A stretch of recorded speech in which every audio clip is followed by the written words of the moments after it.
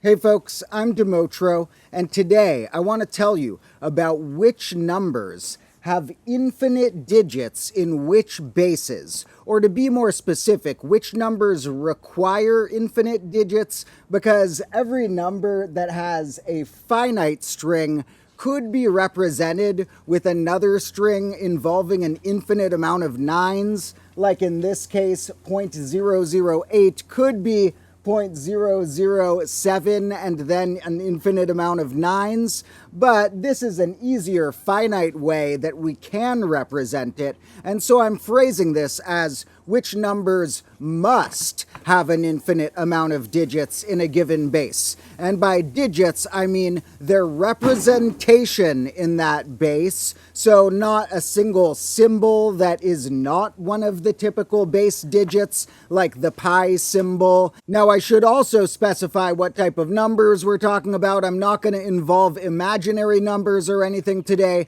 We're talking about the real numbers that lie on the real number line. All of the classics like 0, 1, 2, even pi is on that real number line, as well as negative pi, and an infinite amount of numbers that are in each of those families, so we wouldn't be able to create a whole list of all of the numbers in any of the basic bases that are in one of these families, but we could find patterns for exactly which numbers would be in one of those families. And as I show you the math behind exactly which numbers should be in which of these categories, we will also be led toward the fact that base 10 isn't necessarily the base that is the best at minimizing these annoying infinite ones. And as far as bases, I'm going to be referring to the ones that I call basic bases, which are like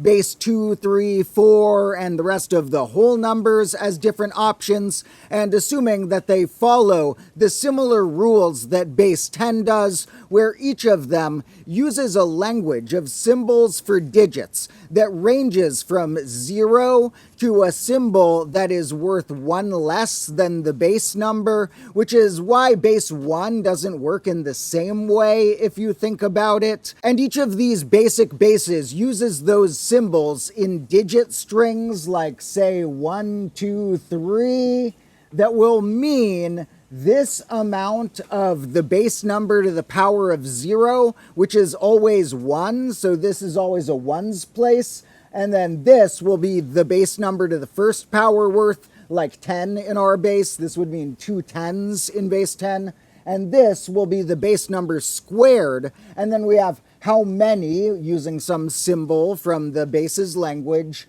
of the base to the third power, and etc., going upward in powers of the base for how much each spot is worth. I have made some episodes before on my main combo class channel about alternate bases that are weirder, like irrationally numbered bases or negative numbered bases. So if you've seen those and you want to try seeing if any of these patterns do or don't hold in those bases, I would love if you left a comment or sent me an email or something letting me know if you find anything cool. But this is going to be about the basic bases today.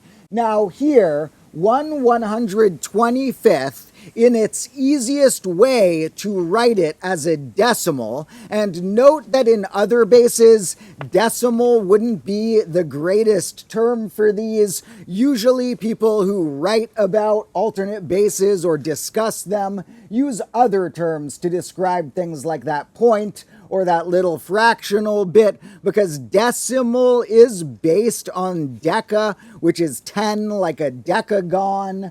But I'm going to call them decimals today to keep it simple, even when we're in other bases, because I'm not trying to get into a linguistic discussion here. I just want to show you folks the math in the simplest way that I think the most people will understand. And to lead us there, let's look at these two examples where this one wasn't finite and this one could be. Now, the way we're going to get to see why that occurs for these is to look at these denominators and factor them a bit. Now, in fact, to make things a little more interesting and kind of show two patterns at once, I'm going to look at 7 150ths. And let's note that is in simplest form. If I had 14 over 300, for example, that numerator and denominator have a factor in common, and we could shrink that to this, which is the simplest form of that number it's trying to represent. So whenever we can, we're going to represent numbers as fractions. And in fact, let's get the ones that aren't fractions out of the way first. If a number is irrational, meaning that it cannot be described as a ratio of two integers, I can't have whole numbers or zero or the negative version of a whole number as a numerator and denominator that equals that number. It's called irrational, and that contains many types of number, ranging from square roots of non-square numbers to pi, which is an extra deep type of irrational number called transcendental. But we don't need to divide those categories today, because any irrational number in any basic base will need an infinite amount of digits. So unfortunately, there's no base sum whole number that works similar to base 10, where something like the square root of 2 or pi would have a finite representation of their digits. Now, you don't always know if a number is irrational. Many numbers in mathematics that emerge from some formula aren't known whether they're irrational or not. Often they're suspected to be if you've calculated a ton of digits and not found any pattern, but often also not proven. And sometimes there can be twists in mathematics. So some numbers you wouldn't know which camp it's in, but that's because the number is so mysterious we don't know whether it can possibly be represented as a fraction or not. So, if we assume that the number we encounter, we know whether it's irrational or not, that'll make all of this work, and the irrational numbers, unfortunately, for any basic base, are in the infinite family. So all the rest of the numbers we'd need to figure out which family they're in can be expressed as a fraction of some form. Now here, with 7 150ths, 7 is already a prime number, so that can't be factored any further. But the 150 can be factored into smaller numbers that multiply together to get it. So to prime factorize this in my head, I was like, okay, 7 is already a prime 150. If I divide it by 3, I get a whole number, 50. Then if I divide that 50 by 2, I get 25. And 25 is 5 squared. And this is the prime factorization of 150. Then if I looked at the prime factorization of 7 125ths, what I would get for that would be 7 over 5 cubed. 5 times 5 times 5 is 125. If we multiply a finite string by some whole number, it's not going to magically become infinite. So any multiple of one of the strings that is finite will remain finite. Now, sometimes a multiple of one of the ones that's infinite will then become finite. Now, the reason that sometimes a multiple of an infinite string does become finite is because if I added more primes to the prime factorization of the numerator of whatever number there was, then they might cancel out with something on the bottom. Like here, it turns out if I had 21 over 150, then that 21 would be a 3 times 7, and the 3 would cancel out at the bottom, and the number we would actually have would be 7/50ths, and that actually would be a finite string, because removing this 3 would be crucial. You see, the 2's and 5's that make up base 10 which we could write like that, base 2 times 5, to be clear about what it's actually doing. If I have a denominator of the number I'm analyzing in base 10 only contain 2's and 5's, it'll have some type of finite representation. If it has a lot of one of those, it may require more digits, but today we're just looking at finite versus infinite.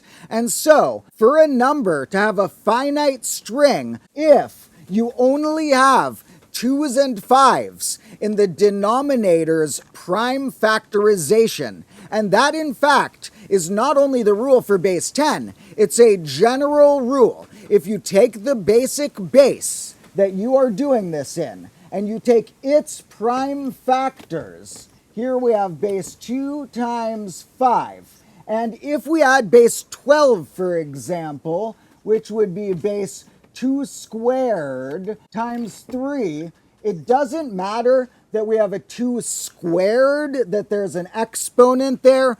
That will change how long a string might be, the fact that the base had multiple of the 2's in its prime factorization. However, if we're just looking at finite versus infinite, all we're going to care about is the distinct primes that make up the base and make up the denominator of the number when expressed in simplest form. So what does that mean for other bases? Well, if I counted in something like base 7, well, this base just has a prime factorization of 7, so the types of number in this base that could be expressed as a finite string are numbers that could be expressed as a fraction, that is some whole number over 7 to the power of some other whole number. And that's all. Bases that are a prime would not be very good at writing neat fractions. You want a base that is divisible by a bunch of different small primes if you want to be good at having your fractions neat. Unfortunately, for humans, or most aliens I can imagine, there would be some sort of size limit that you wouldn't want that many different digit symbols in your base. It just wouldn't be functional to use. But setting that size limit to the side for a minute, if we're looking for a base that's divisible by a bunch of small primes, we want our base to be like one prime, another prime, maybe some of them are to the second or third power, but that's going to be getting the base bigger without helping us with this trait. It's not the only trait you'd care about if picking a base, but it's pretty important because division comes up in things, and if you ever divide something, you want it to be less common that the numbers that you end up dividing by and dividing from cause something like this. And that is one of the main reasons why bases like base 7 would not be that good for humans to use. Now, looking at ones that are a bunch of small primes multiplied together, we'll keep getting ones with more primes. And if we look at them in order, sort of the record setters of having the most amount of small primes for their size, more different, distinct small primes than any smaller number to that, those numbers are in a family called the Primorials. They're sort of like factorials that multiply all of the whole numbers up to some point. But here we only multiply the primes. All right, let's get another whiteboard in here because I was running out of room on that other one. Ignore the sequence on top. That's from the latest episode on my main combo class channel. And stay tuned for a new episode coming on that channel in just about a day or so. But for now, I wanted to show you the primorials that in some ways of analyzing what is important in a base, making divisions you might commonly encounter more often have a neat finite representation, Now, the primorials start with 2, that you could argue that that's a bit small of a base for humans to use. If you just have 2 symbols, then your strings that represent numbers are going to be pretty long. So that could be a little impractical to have that low of a number for humans in some ways, although I think humans should still keep it in mind. Now, we get to 6, which we'll get back to in a minute. Then comes 30, and then 210 and onward. 210 is definitely too big for what we want.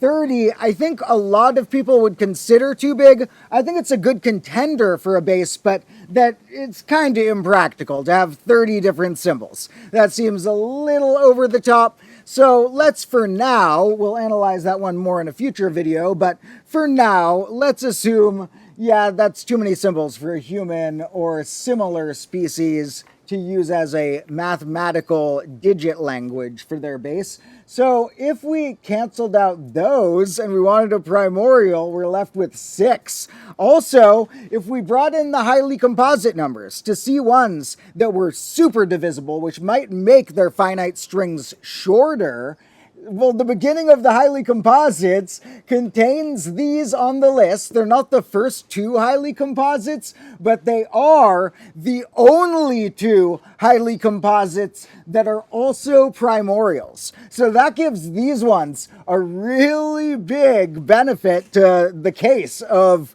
maybe humans should count in one of those bases. And there are a lot of other implications of this, but I'll get to that in future videos, especially on my main combo class channel. I have some cool ones about bases coming out before long, and I have a different type of episode coming out there in just about a day that I really hope you stay tuned for, even if it looks different than my usual ones. It's a project I worked really hard on and means a lot to me. In any case, thank you all for watching this video. You can look in the description for more links and stuff if you wanted to, say, help support my videos on Patreon or YouTube memberships here, or if you wanted to chat with other combo lords on the Discord, or other stuff like that is in the description. And leave a comment if you want to let me know if you have an opinion about your favorite base. Do you think good old base 10 should stay, or do you think a different one would be worth considering a shift at some point in the future? Yeah, it would be really hard for the generation making the shift, but sometimes you got to put in work to make the future better. In any case, I love you all. Thanks for watching, and I'll catch you again soon.